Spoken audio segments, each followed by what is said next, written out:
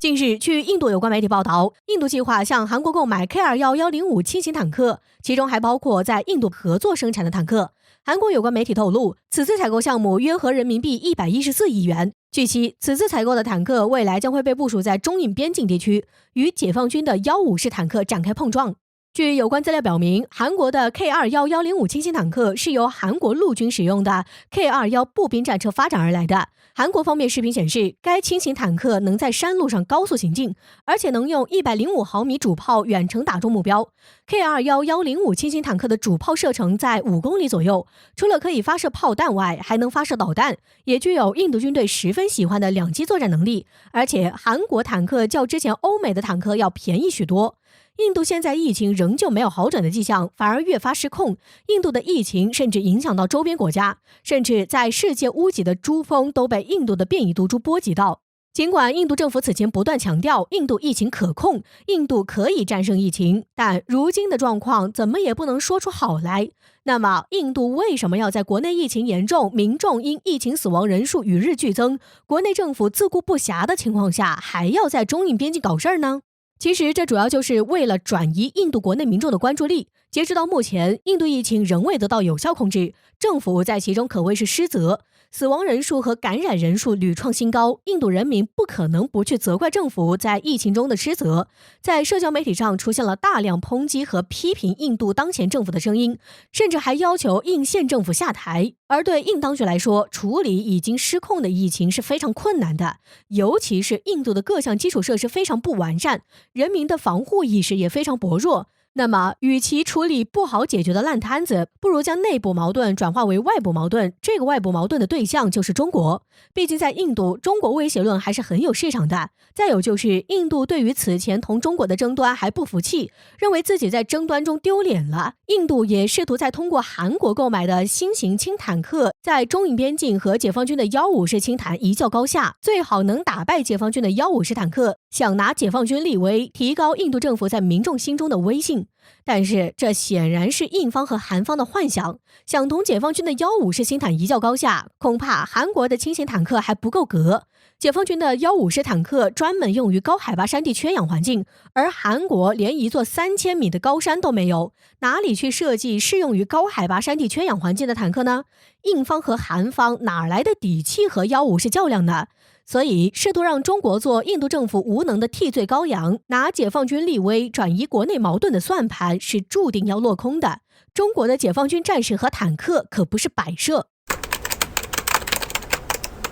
根据美媒报道，近日，美国陆军发言人披露了美军新概念中程高超音速导弹 LRHW 的能力，其中透露出最重要的一点，那就是 LRHW 的射程能达到2775公里，而这意味着这种中程导弹如果部署在关岛，能直接威胁中国东南沿海地区，因为关岛距离中国东南沿海大约为2600公里。实际上 LRHW 在数年前就被美国所立项，只不过美国陆军多年来始终保持沉默，只知道 LRHW 将会是速度达到5马赫的高超音速导弹。如今 LRHW 射程曝光，也因此能证实这种导弹是美军近年来开展新型中程导弹项目的一部分。在2019年，美国单方面宣布退出与俄罗斯签署的中导条约，解除了对中程导弹研制的限制，甚至提出要在亚太地区部署中程导弹，以威慑中国与俄罗斯。但此前包括日本、菲律宾等美国亚太盟友都表达了对美国在其本土部署中程导弹的反对，因此美军要针对亚太部署中程导弹的话，关岛无疑是最佳选择。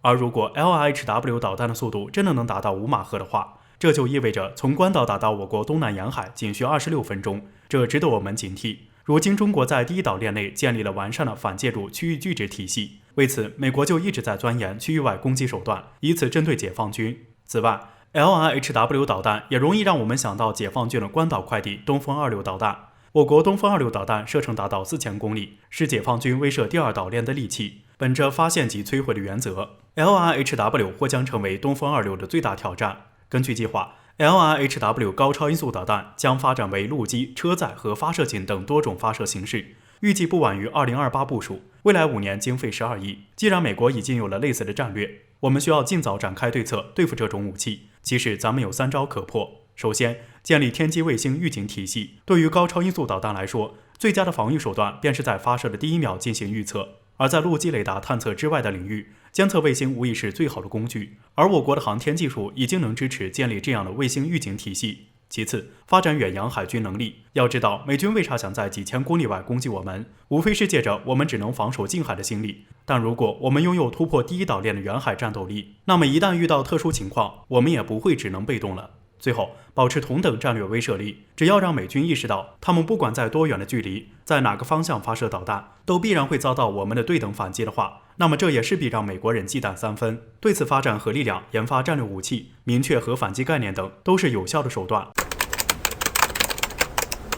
从新华社了解到的情况来看，在5月19号，中俄联手合作的核能项目田湾核电站的7、8号机组、徐大宝核电站的3、4号机组于当天正式开工，这也是中俄两国签署友好合作条约20年以来最大的一个核能项目。在项目完工之后，年发电量可以达到376亿千瓦，以火力发电等量计算的话，相当于每年减少二氧化碳排放3068万吨。此次开工的4个核电机组全部都是采用俄系的3代核电技术，也就是说，到目前为止，我国在核电领域已经云集了全球最前沿的4系核电技术，我国自研的3代技术、美系3代技术、法系3代技术和俄系3代技术。可以说，通过这种合作，我国已经有了几百家之所长的机会。如果未来可能研制出第4代核电技术，那么很可能会如同我国的高铁技术一样，成为引领全球该领域发展方向的主导力量。不过，就在外界普遍预期该项目对中国未来的核电领域会起到何种促进作用的时候，也有观察人士指出，中国此前就在核电领域取得了很好的成绩，中国核电企业多次参与国际核电站的建设项目，因此这一次中国与俄罗斯的合作核能项目很可能不像表面上看上去的那么简单，而更多的是一个国家性质的战略合作，只是打上了一个合作建设核电站的标签。有分析认为，目前北约集团在东欧地区不断集结并挑拨俄罗斯边境地区的矛盾，俄乌矛盾到目前为止更是愈发尖锐，加上美国利用霸权长臂管辖，限制俄罗斯与欧洲的北溪2号项目，俄罗斯的国内经济一直是处于萎靡不振的状态。为此，中国此次的合作，一方面是间接为俄罗斯提供一定的经济支持，防止在关键时刻俄罗斯内部撑不住，彻底倒向西方；另一方面，也可能是为采购俄罗斯某些敏感技术付出的代价。有分析怀疑，到如今，中俄之间的各领域技术差距已经不是很明显，有的甚至反超俄罗斯。少数几个被外界公认的差距，一个是航发，另一个就是舰船核动力。前者中国已经在迎头赶上，而后者我国还没有相关消息流出。因此，此次涉及核能项目的合作，很大概率就是涉及到了中俄之间关于航母核动力技术的分享。而且，我国下一代航母在几个月前就已经被曝光，几乎完成了大体的建造工作，只剩下焊接和航母动力系统的安装。